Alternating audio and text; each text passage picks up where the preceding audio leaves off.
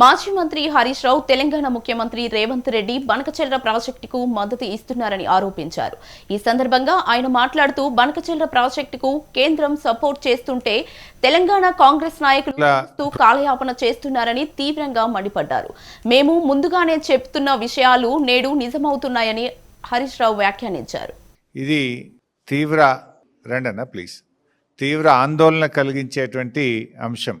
మేము ముందు నుంచి హెచ్చరిస్తున్నట్టే ఇవాళ తెలంగాణ పాలిట బనకచెర్ల ప్రాజెక్టు పెను ప్రమాదంగా మారబోతా ఉన్నది. ఇవాళ ఆంధ్రప్రదేశ్ ప్రభుత్వం బనకచెర్లకు ఉన్నటువంటి అడ్డంకులను కేంద్ర బీజేపీ ప్రభుత్వ సహకారంతో నిబంధనలను తుంగలో తొక్కుతూ ఒక్కొక్కటిని అధిగమిస్తూ ముందుకు పోతా ఉంది. కానీ ఈ రాష్ట్ర ప్రభుత్వం, ఈ రాష్ట్రంలో ఉన్న కాంగ్రెస్ ప్రభుత్వం రాష్ట్ర ప్రయోజనాలు కాపాడాల్సింది పోయి, రాష్ట్ర హక్కుల కోసం పోరాటం చేయాల్సింది పోయి, నిమ్మకు నీరెత్తినట్టుగా రేవంత్ రెడ్డి ప్రభుత్వం వ్యవహరిస్తూ ఉంది. పరోక్షంగా